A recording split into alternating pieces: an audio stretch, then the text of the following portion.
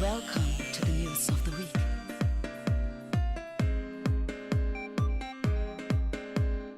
Seconds system. Excess areas. Enjoy this trip.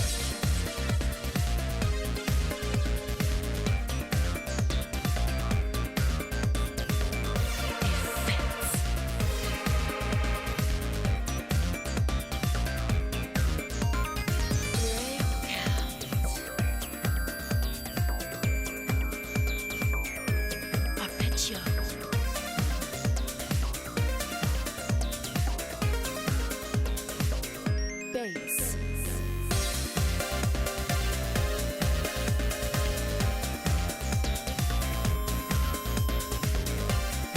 Division.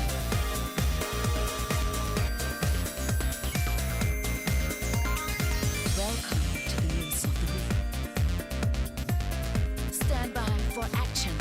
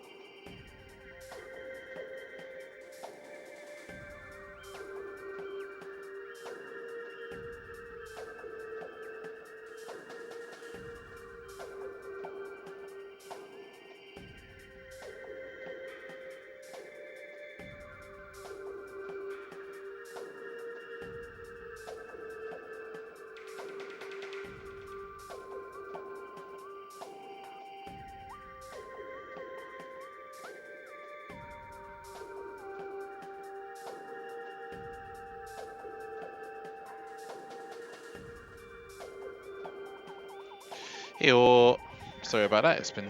Took a bit too long just to get things sorted, but I'm good now. It's been a bit of a long evening. Spent a lot of time cooking. Just made my presentation slide, made sure that they're all a-okay. Maybe it's any like that's more to toss on my days. Anyway, what's good, Ravage C? How's things? What's Discord saying real quick?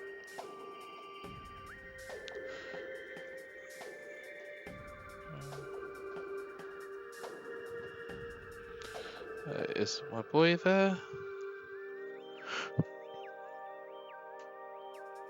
Don't think Mark's alive. Let me message him.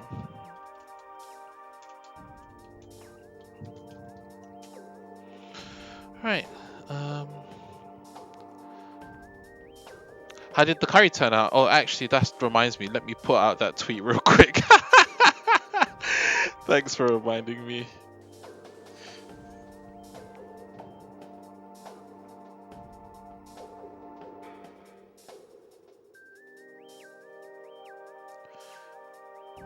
Came out pretty well, actually. A good.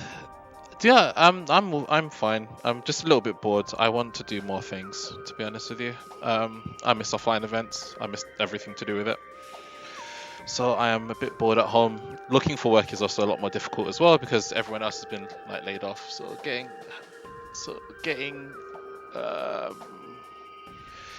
a job amongst all the other crap is hard. But alas, it is what it is. So you just have to sit and deal. To be honest.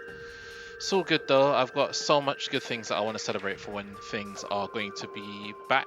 I think there'll be quite a few excited people for some of the stuff that I've got in store. So I don't even play fighting games anymore. Most of my time goes towards Warframe and now Tokyo 2 because like a couple of people are back playing it and that sort of stuff. So yeah, the only fighting game I play is Vexel, to be honest with you, and that's only when the US lot want to play. And online, even though that game's got rollback, online is not fantastic. As someone that's that's well versed in a specific style of gameplay, and that online is not very fun to deal with. So this is the reason why I don't play many fighting games online anymore. Anyway, that's enough nonsense from me. I was actually going to do this intro all to like Kamen Rider 01 music, but I couldn't because that would have get me copyrighted quicker than I could say my own name. Yeah, I don't understand. I don't blame you. Like, to be honest with you, I barely like, other than playing like Vexel for the past like 2.5 years or so, I've not really played anything else. I played a bit mostly Arcana Heart as well, but that's mostly because like that's good hand training, if anything. Let's keep playing. Anyway, enough being on this loading screen. I can put it on my face now. As you can see, I still have not upgraded my camera kit yet because I'm still in the process of my own home. I do have a spare camera though, which we'll talk about later. This is a very fun piece of kit. I should set it up, but I don't have proper lighting for it yet, and it needs lighting, so there we go. Let me boot up Firefox real quick because I just remembered to add something to a slide I didn't get a chance to.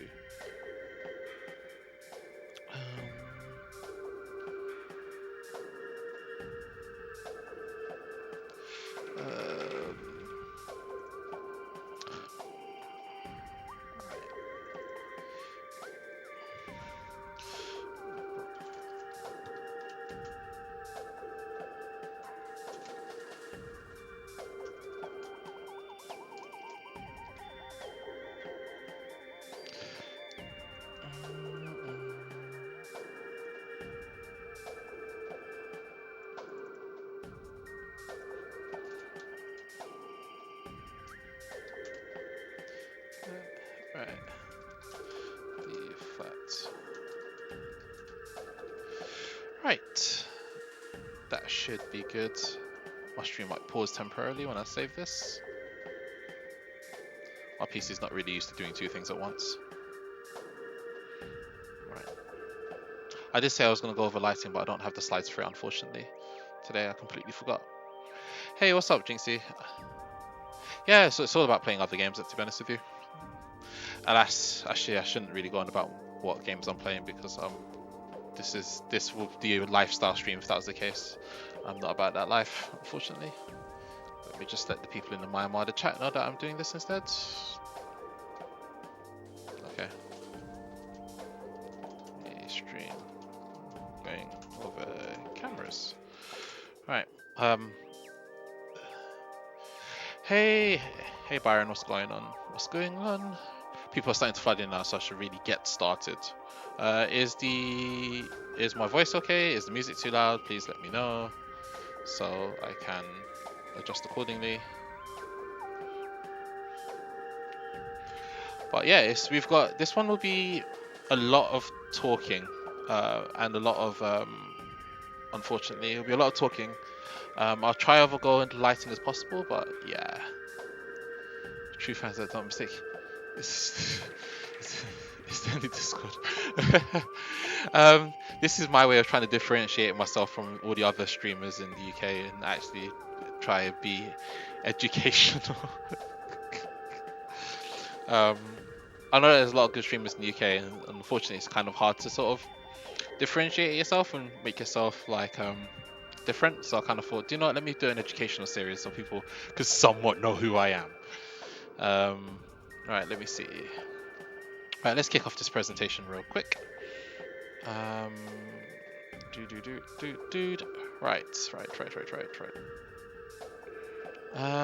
Okay, cool. So, alright, our subject today is cameras, because cameras are like the most exciting thing and the most funny thing, the most fascinating thing to talk about on any time you're doing a stream. If you ask anyone in like the NGI group, like I'm completely fascinated by cameras, and like I can get distracted really easy by flashy cameras. It's really quite bad. So and speaking of which, I actually don't know much about them. Actually, I'm not as clued up on cameras as I'll be in capture cards. So I'll do to my best of my ability. I'll try and talk you guys through it. So just clocked Adam. You was here last week, Byron. So yeah, you didn't miss episode 2 because you was around last week. Because I remember you in chat. Right. So yeah, so we're on episode 3 now. So this is going to be another hour session of rare kind of attempts to try and show you how FGC broadcasts work in the UK, maybe, or in NGI, or do it whatever. So cameras are basically the eyes to your event to show people how good it is. It's the easiest way for people that can't be there to be like, oh, this event's going on, this is going to be sick, and stuff like that. And that's the reason why cameras are really important. If you don't have enough cameras, then obviously people can't see how good your event is, which sucks. The camera types and the amount of cameras you use are dependent on your setup. So if anyone remembers anything from episode 1 where we talked about capture cards, a lot of that was going to apply to this episode. So if you're not too sure, please go back and check those notes that I've taken. Basically because it's so important, because capture cards are such an integral part of the way cameras work, you're going to have to watch that episode for it to apply. So yeah. What else? So the camera quality scales with the amount of investment that puts in. This is a very interesting point, because the issue with cameras is that they start off relatively cheap and they balloon in price very quickly. So for example, the cheapest webcam I have I bought for around 35 quid, which is the camera there's the webcam that I'm using now. I bought that for about £35. It retails for about 60, 70, 80 quid or something. It's one of the Logitech C910s or C920s, I think. But our most expensive camera is our Blackmagic Studio 4K, which retails at £1,200. We obviously didn't buy it for that price because that's expensive. And if you include the lens and everything that's with it and all of the other bits and pieces to make it work, that you're pushing £1,300 to £1,400 and stuff like that. It gets very expensive very quickly. So, and the thing is that when we're using the Blackmagic camera, you could really notice we're using it. If you look back at Revel 2019, both of the commentary cameras use Blackmagic cameras. Unfortunately, because of the type of cameras that they are, we can't use them in multiple places in one presentation unless we have a very specific setup. So both of the commentary cameras, both of Blackmagics, and they have to be set up a certain way for them to work at their optimum as well. Because another thing about cameras is that the more expensive that they get, the more specific requirements that are necessary to use them, basically. So whether it's the type of cabling or it's the type of, you need specific type of lighting and stuff, it's a mess. So yeah, it's definitely gets a lot more expensive the more higher it gets. So it's something to worth keeping in mind. There's always a camera to suit your setup. There's so many cameras available, and they're so diverse, and they sit in so many different financial brackets. Shooting is with FGC's point where 4K isn't a great investment. True, but the reason why you go for while 4K camcorders are not ideal, 4K camcorders are some of the best cameras to run at 1080-60. So you'd want it to go for the lower resolutions, and eventually when we have the day when everything runs at like 4K, then you don't have to really upgrade. But even the camera that I've got, I wouldn't use it for 4K because it only does 4K at 30 FPS, and 4K at 30 FPS is kind of whack. So you wouldn't want to use it for that anyway. So yeah. Oh, to be fair, I bought those Blackmagic. Also for reference point, I bought those Blackmagic cameras for like £450 each. So I didn't pay full price for it. So it's whatever. So yeah, so there's always a camera to suit your setup. So that's important. So yeah, so the bracket. So because there's so much of a different financial bracket, it's very easy to get into. It's not like audio where it's very expensive very quickly sort of thing, which has where the audio is one of those things where it starts off expensive, and then the further up you get, the less it costs, because a lot of the things are interchangeable. Where with cameras, when you start off small, but as you go up, it gets higher and higher and stuff. But whether if you're using a laptop or a PC or a Thunderbolt enclosure setup, there's something for you. The output of cameras are always into consideration for your setup. So for example, my webcam is 720/60, 720/30, which is okay.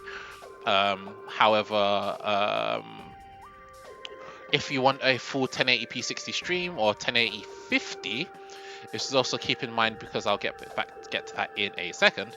That's also really important because you want to keep things the same resolution. Having cameras run at 30 FPS kind of sucks. So you'd want to, especially for an FGC event, try and keep it to 50 and 60 FPS. Some cameras do not output 60 FPS because of PAL regions, so please keep that in mind. But that doesn't make the camera any less bad, to be honest with you, so don't worry too much about it. And cameras start off cheap but grow in price quickly, so having a budget for it is important. And try and think about the future a bit when you want to buy a camera. But the problem is with cameras that cameras are heavily dependent on the rest of your setup, and it's highly recommended to leave cameras until last when you have a very concrete layout of exactly what you want to do with your setup and with your cameras and stuff. So that's quite an important part to keep in mind. Wow, that was a mouthful. So what's our next slide? All right, so going straight into the next one.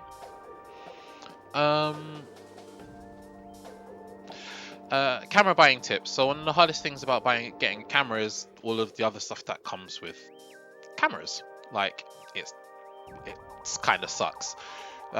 Cameras are not the only thing. They depend on so much to be good that it's kind of difficult to sort of justify.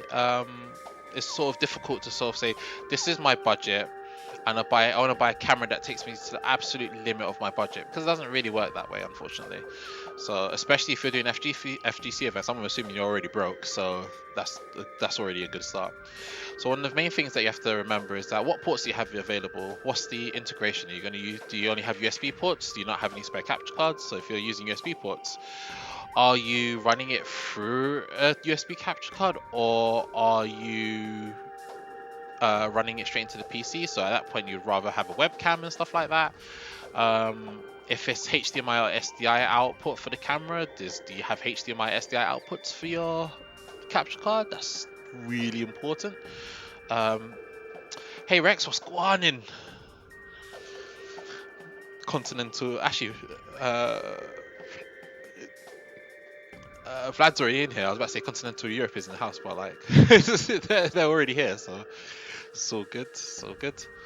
Um, so yeah, so please keep in mind all of the stuff when you want to, depending on which port you want to use for your cameras, because that's really necessary. Um, also, I'll say it while I'm already here actually, some cameras use micro HDMI output or mini HDMI output. So if you've got one of those on your cameras, please make sure you go buy a suitable cable that can be used as an adapter. Because even the nicest camcorders have HDMI, mini HDMI out, which absolutely sucks. Looking at you, Canon. Remember, buying a camera is just not enough.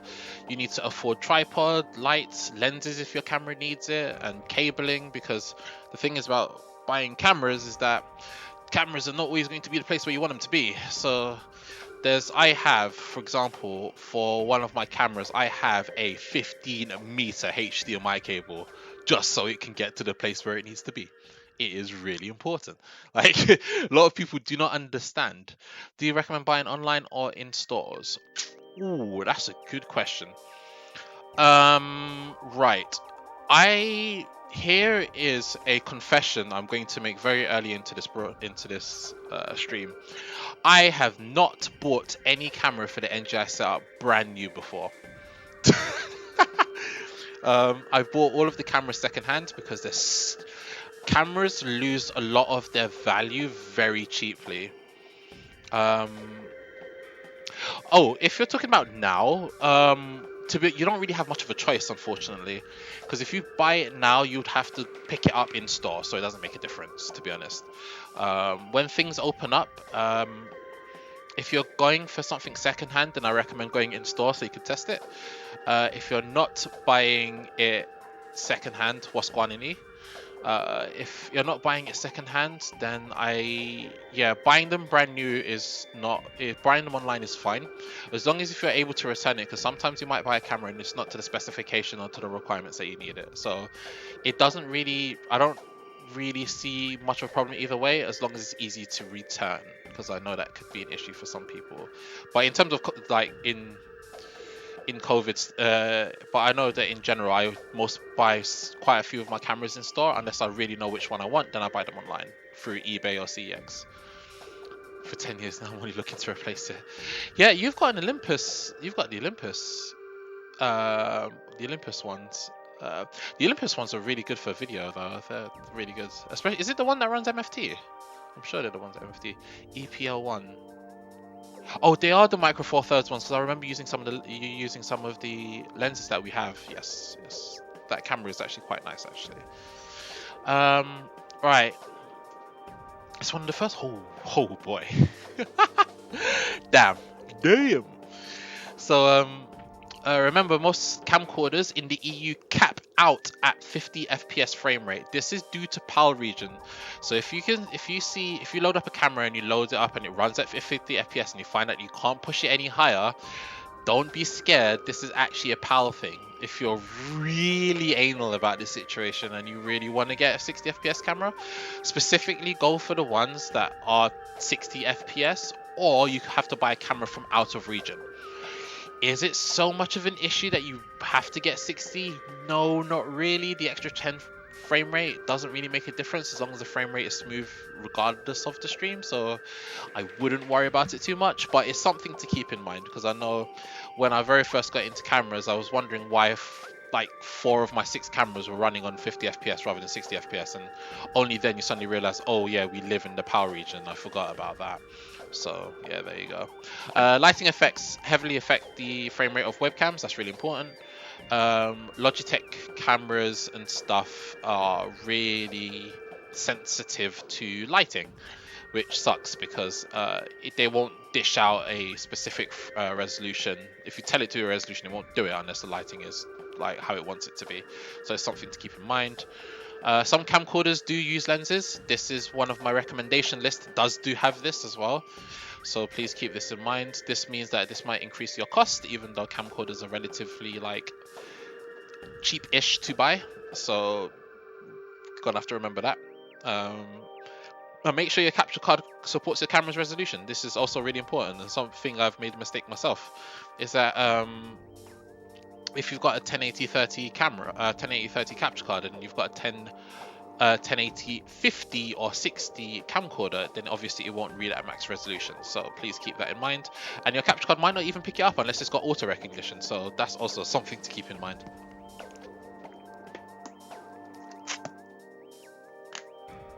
Oh yeah, I do have a recommendation list for the price. I don't have it via price bracket. I have it by section, but I will split it into price so it makes it easier for people to understand and stuff like that. So you are correct. There is one coming up.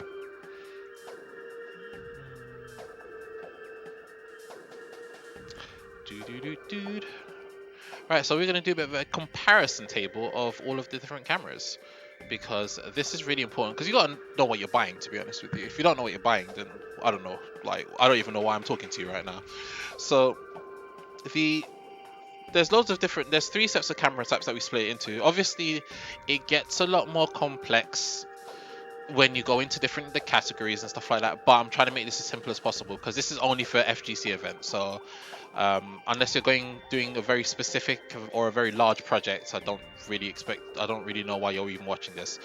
But in terms of, to make it simpler for FGC events, I've sort of split up into 3 separate categories. So we have webcams, camcorders, and DSLR and mirrorless cameras. It's very important to stuff DSLR and mirrorless into the same category, actually, because they're basically just normal cameras. So go over webcams, USB interface. They're easy to use, they're cheap to buy compared to the other ones. Ava Media PW513 and the Logitech Brio withstanding. They usually have lower frame rates and resolutions, and they're less flexible with the resolutions and frame rate, so it's also to keep in mind. It strains the motherboard on laptops. You could only have so many USB devices in at one time, so that's something else to keep in mind. And you get limited cable length, because obviously they run through USB, so you'd need USB extenders and stuff like that, and that's also something that you would need to pay to make sure that they get them to work. But webcams are very good sources of cameras. I must admit, as someone that depending on my presentation, I still use webcams to this day. Like, sometimes they're just easier to carry around. I don't need something that's 1080-60. Sometimes I might do player cams with only 720p resolution. It means I'd have to carry around all the much less stuff and whatnot. So it's like not a bad thing to have webcams. It's always good to have a spare 2 or 3, because you never know when they will come in handy. And for example, if one of your camcorders dies and you have a spare one of these, sure, they're not amazing, but they have saved my life quite a few times, so I'm not going to disagree with that. So webcams have got their place. They seem like a lot of people, or a lot of streamers with a lot more I wouldn't say solutions, but a lot more resources will sort of scoff at the thought of using webcams, but they can be useful from time to time. If you've got the higher end ones like the Logitech Brio or the Ava Media PW513, they can reach 1080-60 with limited amount of effort. So those are good cameras to have on spare. Sure, they're a bit more expensive, but like having a very small portable webcam for some situations, whether it's for a joint player cam or it's for a on-the-fly commentary cam or whatever, there's definitely the option is there. Camcorders. Here's where we get a little bit more interesting. Camcorders are interesting. They are I'll put it on myself temporarily. Whoops, that is the wrong scene. Oh, there we go. So this is a camcorder. This thing here. This is the Agera HF G25. This is one of my favorite camera devices I've ever used. These are reliable. These have got good low light usage. It's also got SD card readers in them as well, so you can save to SD cards, and you can save 2 of them at once. Very, very good, very, very good camera. I am a fan. Very old though, so you won't get a lot of the latest features, and it goes up to the G36, I think, now. So they can also be quite expensive, but I've got the second or third generation ones, and they still do me fine now, to be honest with you. So I ain't complaining. But yeah, so those are camcorders. So normally it requires, actually all the time it requires a capture card. So you need to plug it in via HDMI or SDI, depending on what it takes or what it outputs. Quality scales with cost, depending on how much you put in, would be exactly the sort of camera you get out. So for example, this G25 cost me at purchase, which was 3 years ago, cost me £210. So to put that into perspective, the retail price of that camera when it came out was around £555. So it's like, and at that time it was one of the best cameras at its time. So it gives you an idea of like how much it scales in progress. The preferably you'd only use they usually have higher resolutions and higher frame rates. And also what differentiates them from webcams is that they force those resolutions and frame rates. So with webcams, depending on what is showing, the frame rate will dip heavily or stuff like that. With camcorders, they'll force it at the resolution is supposed to, not the resolution, the frame rate that it's supposed to run at. So if you set it at 50, it will run at 50 sort of thing. It would only go under it if it starts to overheat. But I've never had a camcorder overheat on me before, so there, I guess. And the longest I've had a camcorder running is 14 hours, so there you go. Preferably use it with a Thunderbolt 3 or a desktop system, because you want something to capture the HDMI. That's really important. Thunderbolt 3 for your portable solutions for your laptops and stuff, and desktop obviously speaks for itself. And flexibility with cable length, because usually they use HDMI or SDI, or with HDMI and SDI you can manipulate in various ways. So for example, HDMI you can send through Cat5, and SDI you can basically run a 40-meter cable and you'll be perfectly fine. SDI is a very brutish cable type. Ooh.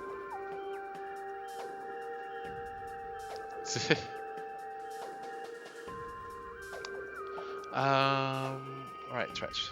And so we got to mirrorless and DSLR. So cameras are in a bit of a weird situation at the moment, because what a lot of manufacturers are starting to do is to release driver outputs, driver systems so it could connect via USB. And the quality of that can vary wildly. While I don't recommend it, it might be a solution for you if you don't have any other thing you can do. Only certain cameras can do it, and it's usually the later one, so it's usually the more expensive one, so you're still paying a lot of money regardless, but it's something you have to keep in mind.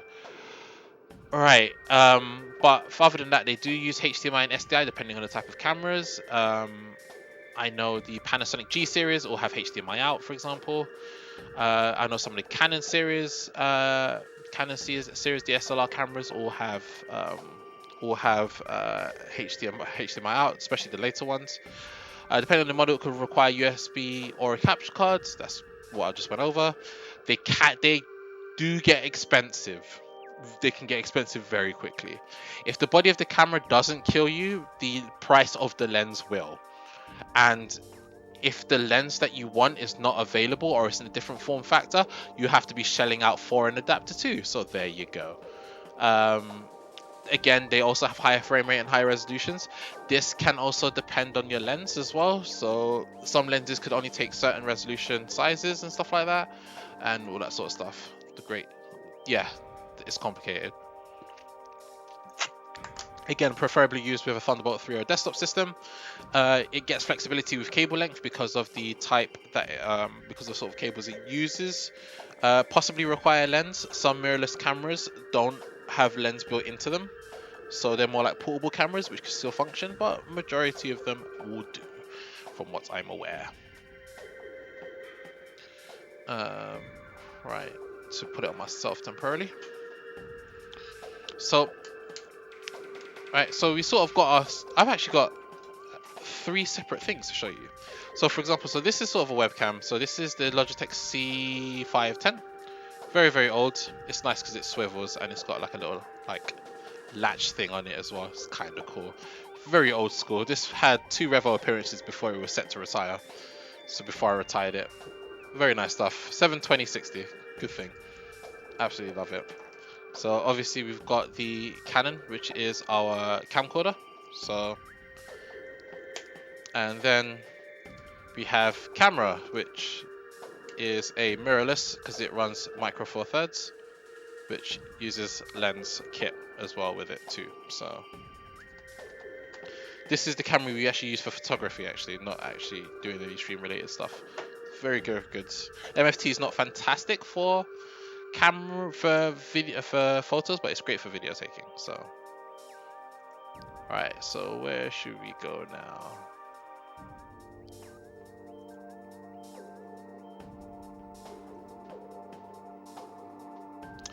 Right, so we're in the bit that FGC really wanted. We are going to talk about recommendations. So the recommendation list is a lot. This is only quite small because there's a lot of camcorders, and I can't really say to you, yes, this camera works because I've tested all of them. Unfortunately, I've got a limited amount of money, so we can't always throw everything at this, unfortunately, but I try my best. So we'll do, you've got the C920. Yep, so C920 is the same thing that I'm using as well. The upgrade to C920 is the C922. If you're interested, if you've got C920, I really wouldn't recommend upgrading it. To be honest with you, unless you're going for a Logitech Brio or the AVMedia PW513 or the PW510. The thing is about Logitech cameras is that they're the most stable out of all of the ones I can recommend, so there's not really more point of bringing up any other ones other than these. The Logitech Brio is the 4K variation of the Logitech webcam series. It is okay. It has issues in light quite a few times, and the drivers are a bit all over the place, so it's a bit of a risky purchase because it's also expensive as well, so there's that. So if you're looking for webcams, then if you've got a C920, getting a C922 or the AVMedia PW513 is probably your next best bet, because that camera does 4K 30 1080 60, and you want to get it for 1080 60 anyway. The PW510 is sort of the original version to the PW513. Is it quite hard to get? Yes. Are they similar price points? Kind of.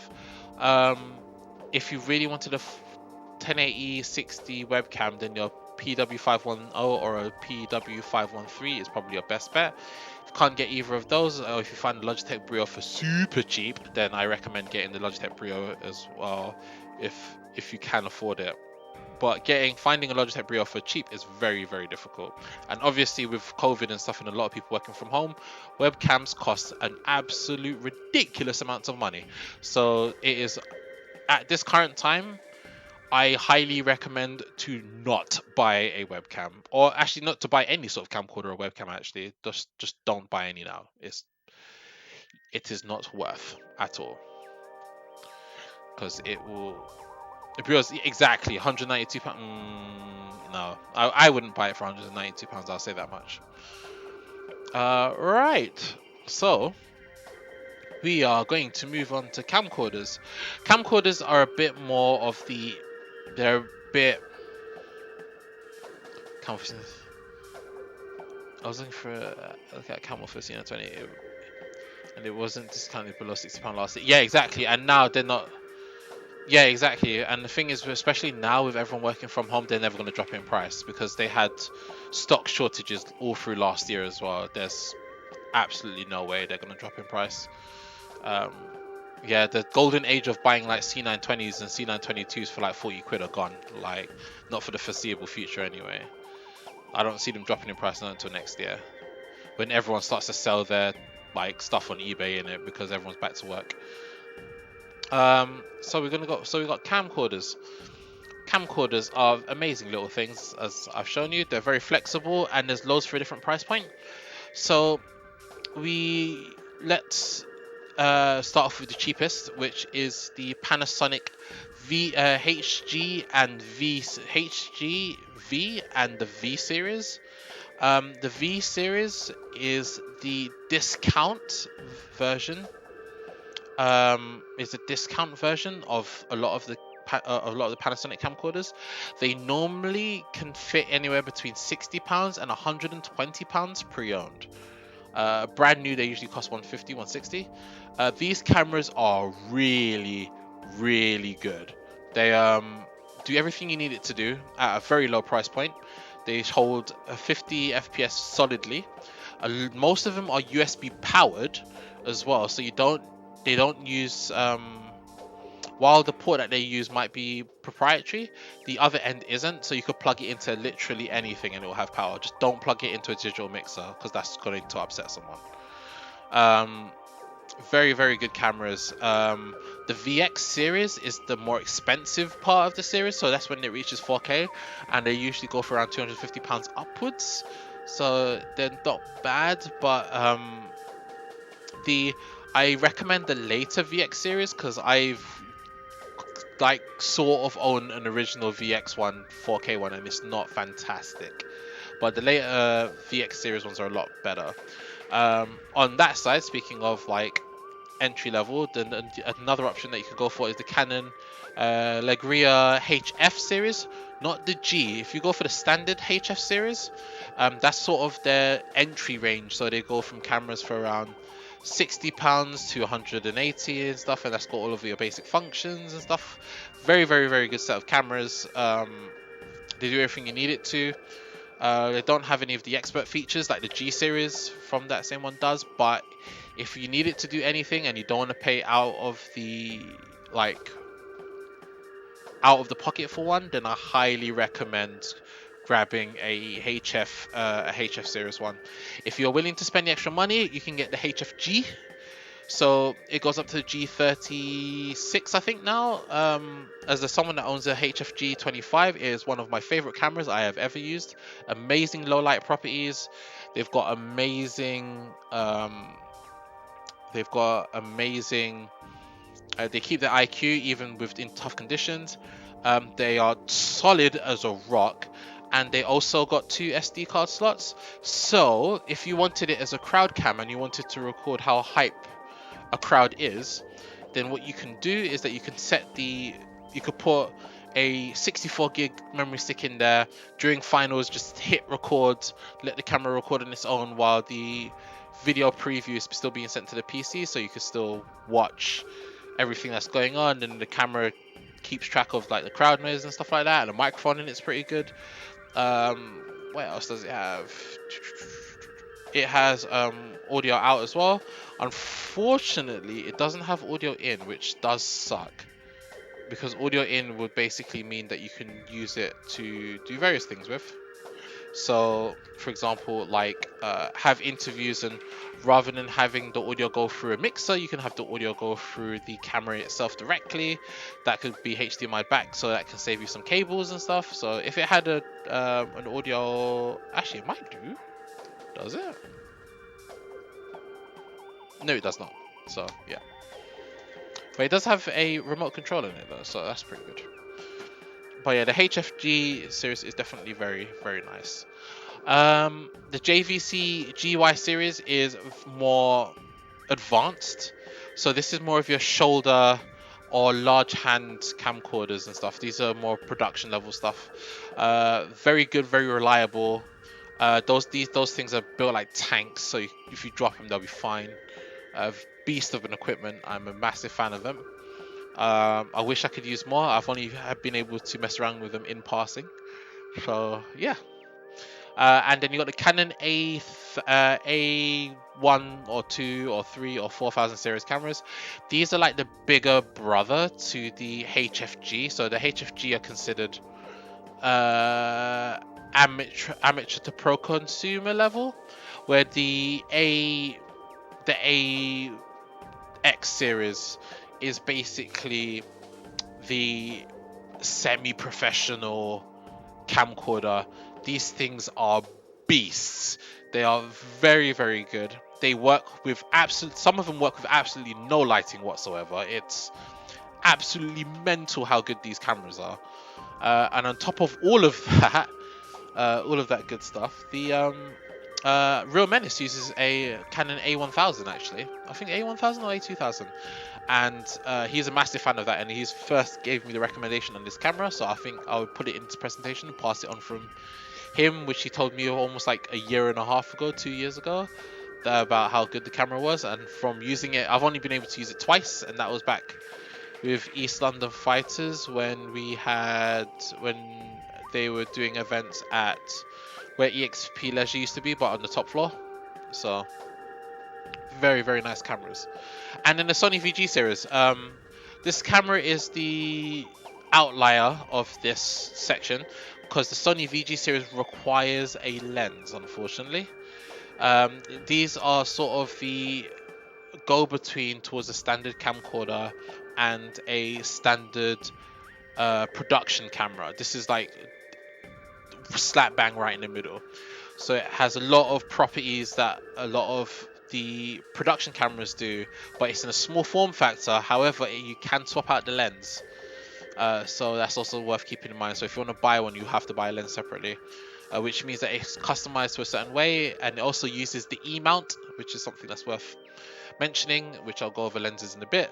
But yeah, that's the Sony VG series, and we have a Sony VG10E, a first generation one of those things are also amazing. And cameras, so we're not going to spend too much time on cameras because there's not really much to go on. I think I need to add the Sony A1000 to this as well, because the Sony A1000 is a good shout, because that is the one that Wille uses.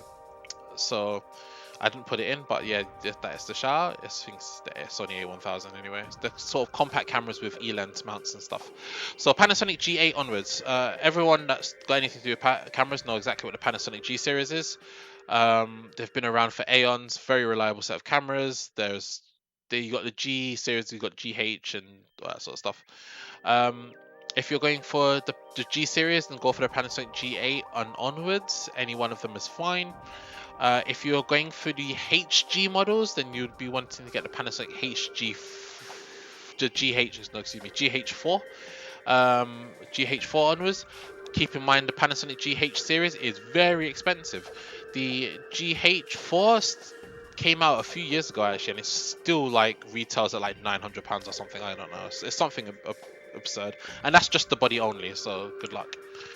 And then the Blackmagic Studio and Studio Micro. Right, as you can see, there's an asterisk on this one. Okay, where do we start? So the Blackmagic cameras are good. They're great. However, they're very light sensitive and they require a lot of effort to use accordingly. So if you want one and you can find one for cheap, they're a good investment, but you have to make sure that you buy a considerable amount of lighting for it.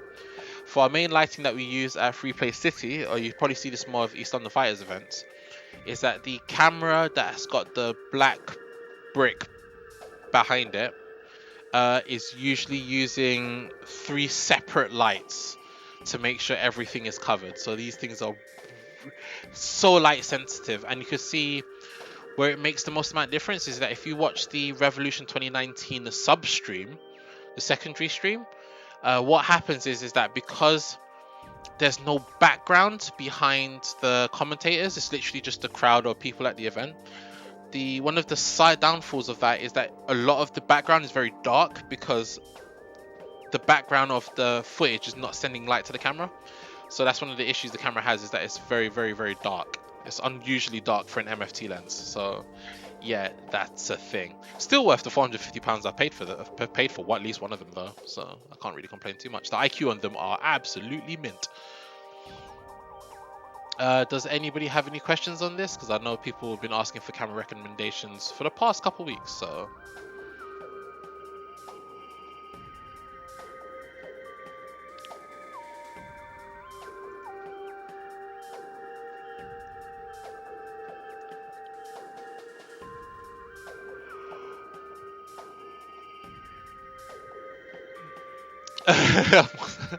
Nice, awesome, I'm glad.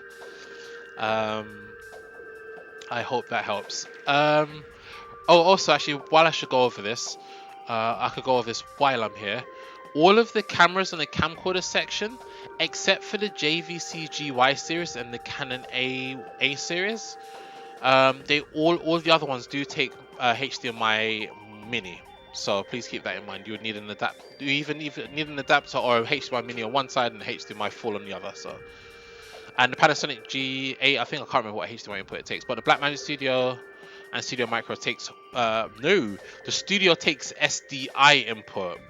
So please keep that aware. So the Studio takes SDI and the Studio Micro takes mini SDI and full HDMI.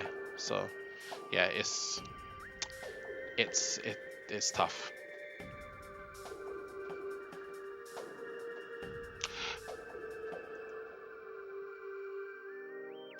So so this is the sort of NGI use case of what we are doing and how we use our cameras. Which cameras are best at low light? Right. The best cameras at low light is probably the Canon A1000 or Canon A2000 are the best at low light, but the Panasonic W580, the Panasonic W580 and the Panasonic I have to look at my recommendations list. Panasonic 580, Panasonic W580, and any subsequent series of those sort of cameras do work very well in low light, and you won't need light for them as a camcorder. But if obviously it's dark, it can't compensate for that. So those are good. The Canon HFG production wise is great for low light, but you still want to use the light with that just in case.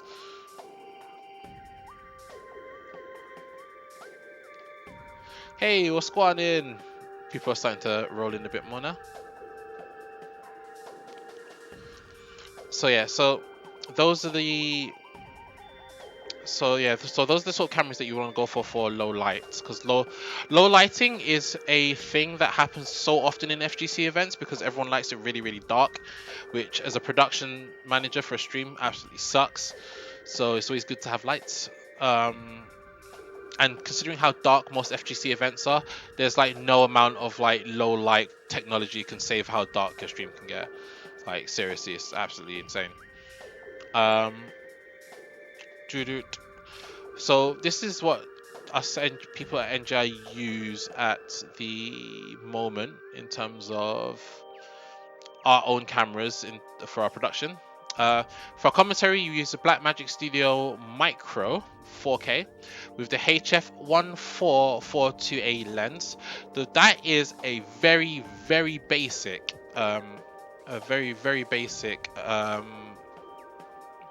regardless of what they're used for. Yeah, thanks for the backup, Chris.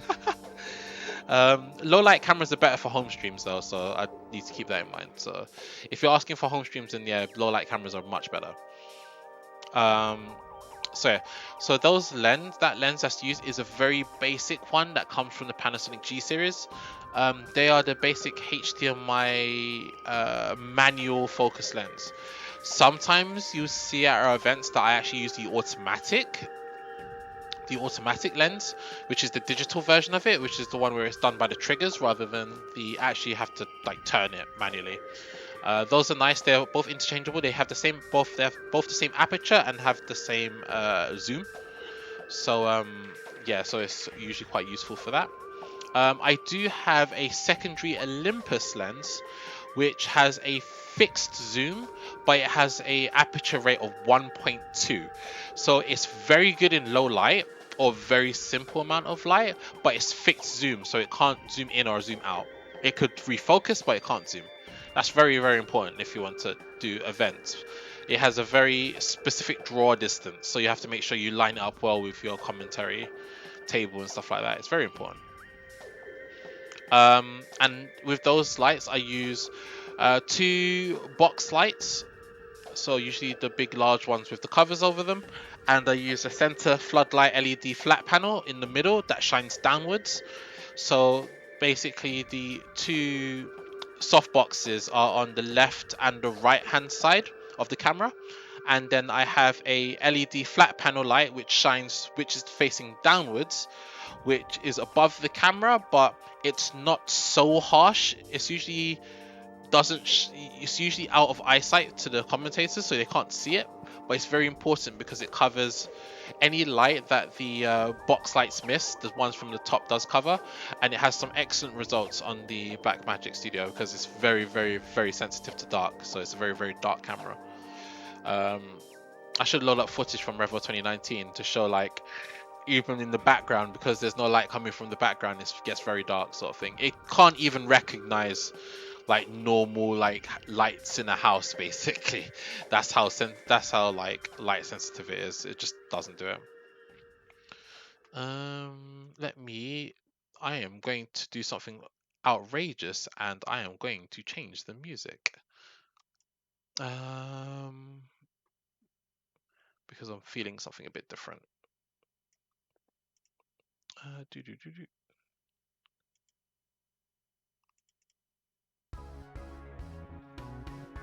Yeah, rip Metroid for now. Whee. So, a little something from Armored Core. So yeah.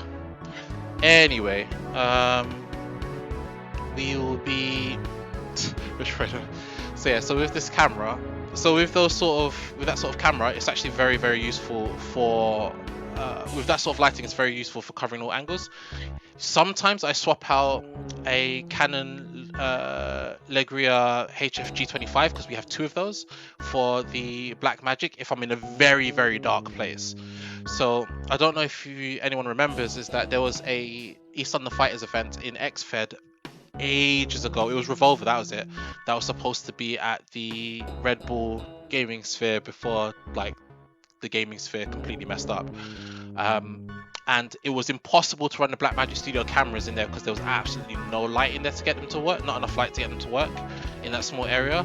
So what I did is I swapped it with a Legria HFG25, ran a single LED floodlight panel light, and it worked like a charm. So good.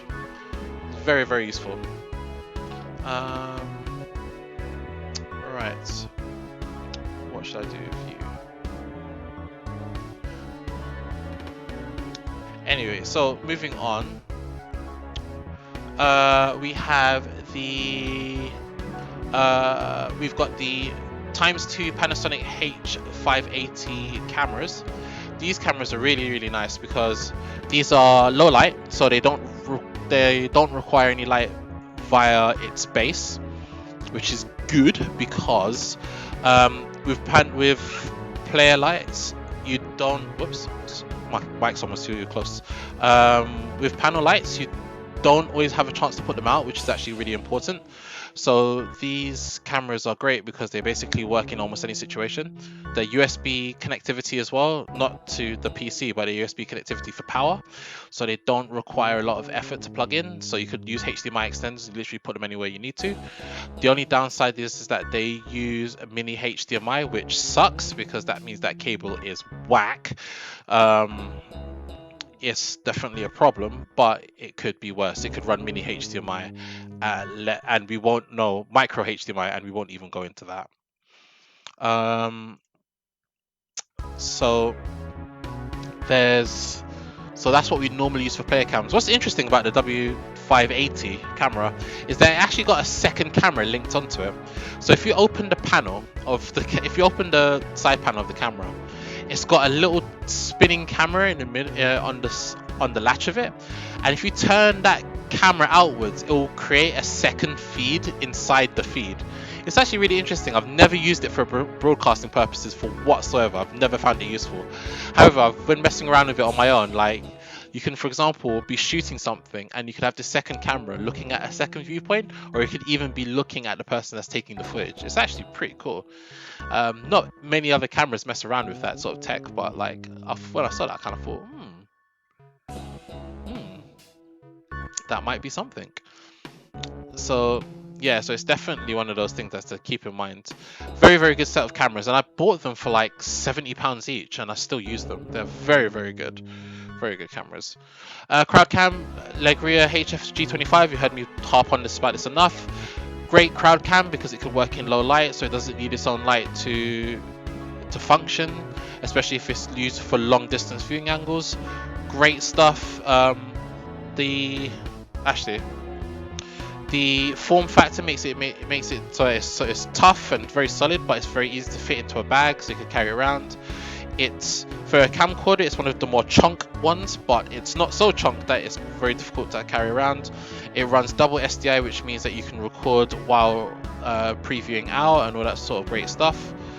All round a very good camera. If you can get one for cheap, then I recommend it. G30 ones are better. I think the G31 or G35 I think has 4K resolution, so there's that. These keep in mind these Panasonic and the HFG25s, they both cap out at 50 FPS, so please remember that. So yeah. And then our last one is usually for our interview cam is our Sony VG10E. This is our replaceable Sony camcorder. The Handycam is really good. It's a powerhouse it's a powerhouse of a camcorder. Very reliable, very good quality. The changeable lens mean that it's adaptable in some situations where other camcorders are not, because most camcorders have set lenses.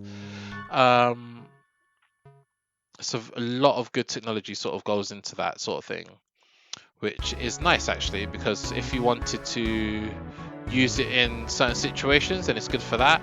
I've used it for commentary before on this Project Arenas with Splatoon, and it works well there with only a single light as well. It's while it's not as low light, it doesn't support low light as well as the HFG25, due to obviously it using its own specific, using a mounted lens rather than a lens built into the camera. It's still a very useful camera to use in situations where you don't have a lot of light, but if you've got like one light that you can use, which is quite small, then this is the camera that you could use on commentary. I've never had a problem with it. It's very, very, very good camera. And I bought it on a whim from CEX one day as well, so there you go, innit? So I was buying something else and I kind of saw this. I kind of thought, you know what, let me give this a go.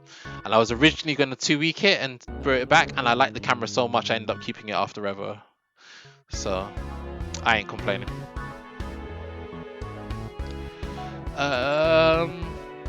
Right.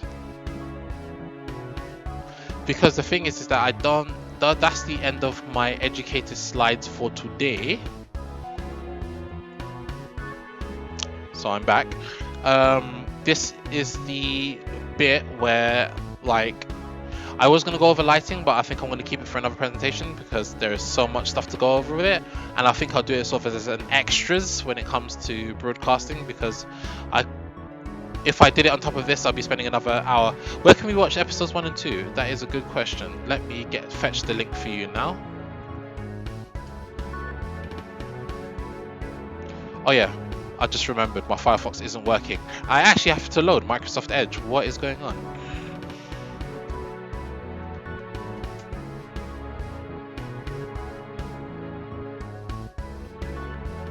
It's actually asking me to sign in. No.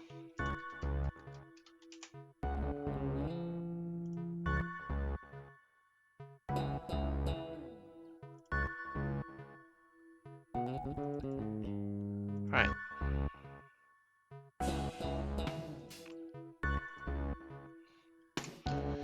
There's the link. You should have all of them there. Firefox is having the absolute time of its life. Weird. Have you tried Expert Connect? No, I've not tried it actually. I should do at some point. I must admit, I've been a bit slow to try out things ever since like lockdown happened. Unfortunately, I will get round to it though. I've just not. brain's not been particularly with it, but I'll definitely give it a go. That's the and also my phone isn't great either, so that's also to keep in mind. Um, as the holder that I am, I have all my old smartphones. Do you know if your smartphone's got a good camera, and I guess if it's got a good camera and a good Wi-Fi on it, then I could see it being useful. Um, but I have not given it a go. You've reminded me that I do, so I will do that actually. So yeah, I'll definitely give that a shout.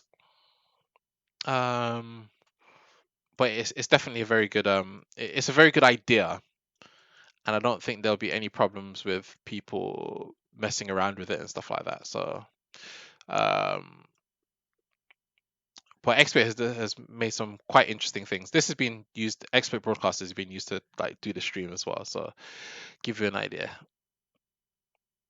Kind of, I think your OnePlus 2 will be okay. I don't think your Samsung Galaxy. I think your Samsung Galaxy might just be a write-off though. Like I hate to say it, but it actually might be a write-off. um, but yeah, so cameras are usually if her battery is used to fair dues. So yeah, so cameras are notably complex. What I would say is actually what I can go over is lenses, because lenses are really important. So this amazing thing here is a basic lens. So whenever you get a brand new Panasonic G camera, you'll get this type of lens, or you might get a digital version, stuff like that. But this is the most basic of basic you can get, and we do use these in our presentations. What makes lenses really important is that the two things that you need to remember with lenses is the zoom level and the aperture. Oh, and also you need to remember orientation as well, but that comes into play a lot less often than you think. Um, with aperture, for FGC events specifically, I would go for a lower aperture if you can, because when you're using lighting doesn't always it's not always in the abundance that you would think it is, especially at events, because a lot of times it's dark, or a lot of times you're in a position where you don't have much lighting and stuff like that.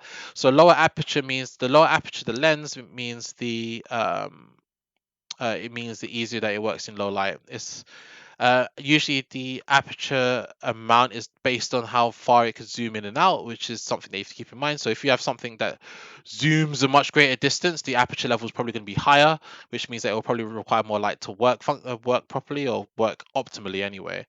So and usually the ones with the lowest apertures tends to be set zoom. So that's also something that you need to keep in mind. They both have their uses and stuff like that. If you've got loads of light, or if you're working in somewhere that's some yeah, some the lower the aperture, the bigger the size of the hole to lens light. And yeah, the system is not very good for newcomers. I had to really bash my head around it to get it to remember that the lower aperture is more important, and the higher aperture that you get for a lens, the larger the zoom levels are and stuff like that. It's really weird. But then again, some and also the aperture is also affected by the type of mount lenses that you use as well. So a lot of more of the lower aperture lenses tends to be on the EF mount lenses and stuff like that, where the sort of middling ones are sort of the MFTs, but the MFTs are better for videoing than it is for cameras.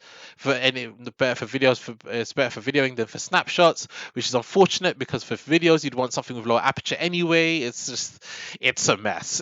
It's an absolute mess. And it can suck. It really can do. So audio mounts and all that sort of other stuff, which makes it a lot more difficult to sort of get your head around it. And when you're getting into those sort of camcorders, it's the first things that you sort of need to figure out and realize is that, oh, this is the one, this is the lens I might need for it. And then you suddenly realize that so much trial and error goes into learning about a camera's like focused aperture points and stuff like that. What's the best distance, what's the best draw distance for you to use it at? Would I be able to zoom in on this well without the light the amount of light that's required. It's all that sort of stuff. I just didn't realize I actually turned off my music by accident, but you get the idea. So it's actually quite important. So um so yeah, so it's so much that you have to keep in mind, and it's really frustrating when you're trying to buy new equipment. You're like, I don't understand this app. I don't. You're buying it and you think to yourself, right, this should be what I want because the aperture amount is what I want, and the zoom distance is what I want, and then you buy it, and it's like, oh yeah, it's difficult. Yeah, no, yeah, because it's a ratio. It's it makes sense because it is a ratio, but for people that are new, it's very complicated. So it's more from a beginner standpoint. You're sort of thinking to yourself, "Ugh, right, okay, this is how it works," and stuff like that. Makes sense. So yeah, it's a it can be frustrating. So it can be frustrating, but it's something that you learn very quickly. But you only sort of learn it if you spend a lot of time with cameras that require lenses, and you can probably um yeah. The thing is that I'm probably the one of the worst people to ask about lenses, because the thing is that, like, you could do broadcasting and never have to run into this issue ever, because you're probably not going to use a camera that requires a lens. It's just, you can very easily do that. But on the flip side, when you do run into a camera, which, so if you want like a camera and you really, really want it really, really badly, and you find out that it uses lenses, you're like, well, okay, that's a bit naff. But is there any way to circumvent this? And you're like, nope. Okay, cool. I guess I have to learn about lenses. When I bought the Blackmagic Studio 4K, Studio Micro 4K, it was the very first time I had to learn how lenses work, and it literally took me weeks to understand how to get my head around it. And that was like with non-stop looking stuff up constantly. So it's and then you get the trial of error and buying the lens and stuff like that. It's a lot of work for it's a lot of work for what you want to sort of do with it, which can be annoying actually. I'm not even gonna lie to you, but it's one of those things that it's one of those things that you just have to keep in mind. Ah, that's a lot better. So yeah, this is from Fantasy Star Universe, the original one. So if anyone remembers this, then please let me know. Um, so yeah, it's very much a I think I could turn this down even more actually.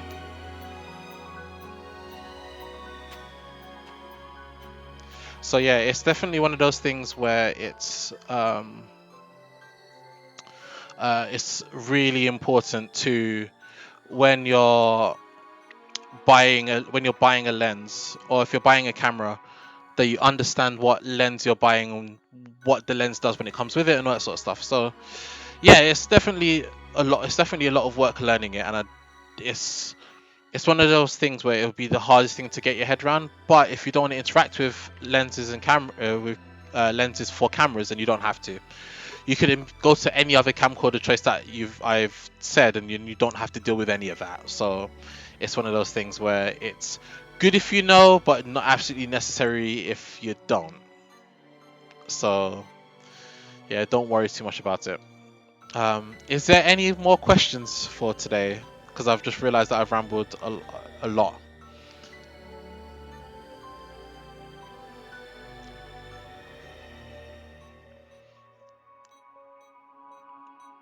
What camera would I recommend putting on rails? Um, the ones that you'd recommend putting on rails would probably be any of the over-the-shoulder camera or any of the super large ones. When you're talking about for FGC events, this is not really a viable option. I know that we had this conversation yesterday, but like, realistically, you're never really going to be doing that unless you're possibly doing something like ESL's doing, maybe. But even then, ESL themselves, they use IP cameras instead, because for them that's easier. Yeah, I don't feel that. I don't necessarily feel that I would be able to give a proper answer to that. But Rails for esports, yeah. And the thing is that at the end of the day, FGC doesn't have that much money involved. I remember a tweet going out where someone was just laughing, and the fact is that like Evo winners have got like little amount compared to like the Invitational and other sort of stuff, all that sort of stuff. And I'm thinking to myself, well, yeah, that's just how the FGC is. If no one has any money,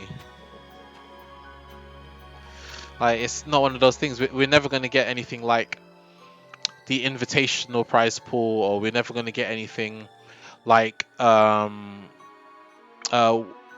worlds that League has. Won't get the we won't get Fortnite support and stuff like that. Webcams for sticks. Webcam for sticks. Oh my days. That is an interesting one actually. I've never tried them, to be fair. Oh man, Riot. It's an interesting from Riot. I could either see them putting ridiculous amounts of money in, or put in barely none at all. There'll be no middle ground. It'll be one or the other. I don't think it would be one of those situations where like, oh man, we're gonna have to put loads of money in, we're gonna get everyone involved and all sort of stuff. Or I think it will just simply be, yeah, it depends on how successful the game is. If the game is naff, then it's not gonna last too long. It doesn't matter how much money they throw into it. The card game doesn't have high numbers. Yeah, exactly. And the thing is with I'm assuming Riot is League of Legends, isn't it? As well, they did League of Legends. I sometimes get confused with my PC game developers because I don't really pay attention to PC games much. But even something like the Invitational, right? The Invitational is not even that much of Valve's money. It's all crowdfunded. Like Riot's willing to put money into events and stuff like that because for them they like the direct control, which is understandable, right? But when you look at something like Valve don't really do that. Valve requires the community to grow the sports themselves. So the Invitational, for example, is done, raising funds for that is done via their battle pass. So, which is similar to how Capcom now does things with a CPT pass as well. So it gives you an idea of just how much different strategies there are. They still get paid a lot, and obviously companies like ESL, whenever they run a tournament for stuff like Dota, for example, they are willing to put the money in because there's a lot of sponsorship backing behind it. But the FGC is not the same. Like, unless the FGC moves specifically to PC and PC only, that's the only time sponsors will really want to get involved. And if the sponsors, and if there's not that sort of thing to get involved, then FGC would always technically be will always be grassroots at that point, to be honest. Because at the end of the day, like, the reason why there's not that much sponsorship for FGC events is that at the end of the day, what are they going to sell you? Like, that's one of the reasons why Red Bull keeps sponsoring FGC events, is because they've got a benefit of selling you like drinks in it. But if you look at a lot of PC game events, you look at stuff like Intel and all the hardware supporters of it and stuff like that, it's because that those are sort of people that buy the people that watch those sort of events are the people that buy those products. It's not the same thing with FGC events. At FGC events, most of the time it's a man's console and arcade stick and a simple display or a monitor. So it doesn't work the same way. So of course it's not going to take the same amount of sponsorship. Well, to be fair, they need to carry on working on their games before they even start breaking out into drinks, to be honest with you. So I would even go that far. Like, it's really hard to get money involved. Like, I remember one of the first things when Grand Blue Fantasy Versus came out. Obviously, like, Cybe, is it Cybeast?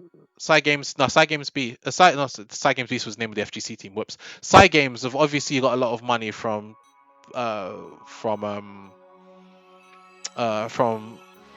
Grand Blue Fantasy and the game itself being successful and all that sort of stuff, which is understandable and whatnot. But everyone's like, yeah, man, they're gonna pump loads of money into this event. They're gonna be sorted. Everyone wants to get onto the TO train for it, so that everyone starts making money and stuff like that. They're bigger than Capcom and Bandai Namco and stuff like that, and all sorts of stuff. And that's just sort of laughed, because at the end of the day, that's not really how it works. Because at the end of the day, it doesn't matter how much money that they make from the mobile game. One of the main things that you have to remember about like side games is the fact is that they're Japanese, and they ain't gonna put that much money into it. Which in the end became true. They didn't put that much money into the into the Arc Revel World Tour. At the end of the day, it was ran by our System Works. Yeah, we never got to find out, but even from someone that was running a tour event, the money that people were expecting is not the money. The money that people were expecting wasn't there. Like, and I'm not having to go at System Works about it. At the end of the day, they offered the same thing that they did from the year before. They were consistent and stuff like that, and they're not a big enough developer to put. They're not a big enough publisher to put that much money into it. And Sire Games at that time didn't feel that it was worth putting that much money into it, because at the end of the day, it's a bit of a large risk, right? Whether they be able to finance it or not is a different story. But if they don't see the risk in it, that's probably the safest way to do it. And you weren't gonna earn. People were thinking that Grand Blue was going to be the second coming of like games, basically, in terms of financial support, and you'd still make more winning a Capcom Pro Tour. You'd win more winning a Capcom Pro Tour Premier event than you'd winning the whole of the Arc Revel World Tour. Simple as that. It's just simple math. It's just the end of the day, because to be fair, Grand Blue is still internationally can be the fighting game itself is still a niche compared to a lot of other fighting games. Would it have been successful? Possibly. Like, I could definitely see why it would, but I don't think it would get the financial support that a lot of TOs were expecting was going to be the case. And I think the Arc Revel World Tour sort of put a dampener on that sort of thing, which is what it is. I'm not surprised they dropped BlazBlue though. I'm very not surprised they dropped BlazBlue. It's they have to go with the more modern games at time to time. So anyway, any more questions?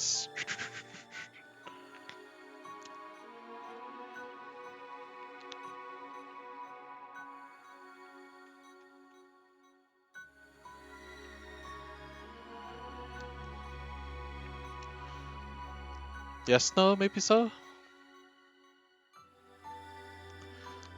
Alright, safe. Well, alright. So what you're saying?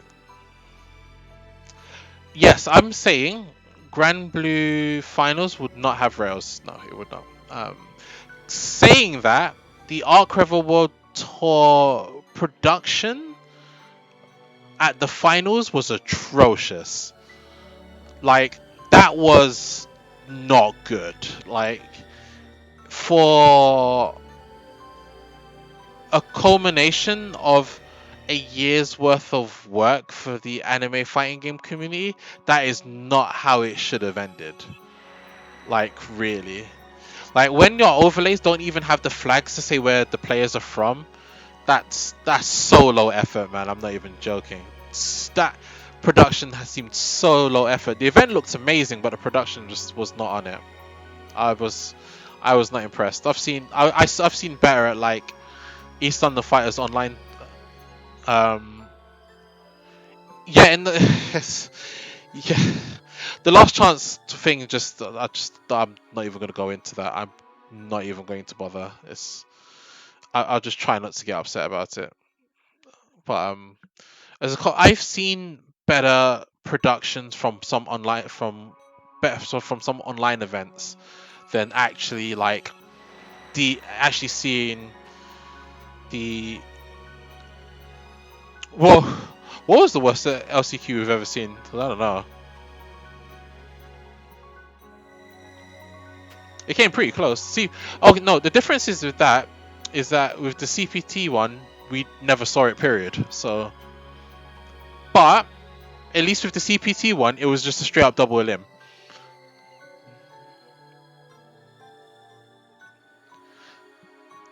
So, and also we never saw the event. So, like, how are we supposed to know in it? So.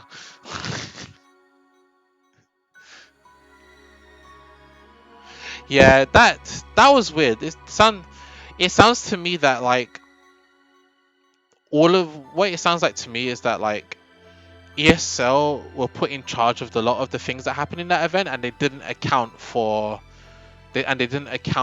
a last chance qualifier.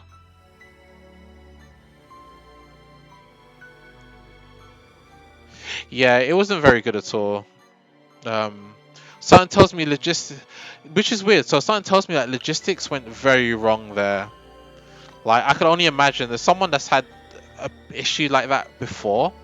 I think one of the biggest things that I suspect may have came up is the fact is that they paid ESL a full package of what was in it, and either the contract wasn't confirmed for them to do last chance qualifier, or they didn't take into account. That's the only two things I can imagine it could be. But that is pretty crazy that like they didn't sort that out, and it's also kind of sad as well. Uh, but Aho is what it is. It was that was a weird year. That 2019 was a very weird year for a lot of tour events and stuff. Yeah, I'm assuming so. And then none of the guys at 10 were working on it either. I know that the Dragons did the overlays for it, which looked amazing, by the way. Um, but I know that the only thing that they did was the overlays. Everything else was done by someone else. So yeah, whoever did the esports stuff is it's weird. It was such a strange one. Or at least we didn't have to see it anyway. So I guess there's that. Um, but yeah, it was sort of bizarre. Um, Bizarro world, I guess. What can I say? Oi, oi. Right.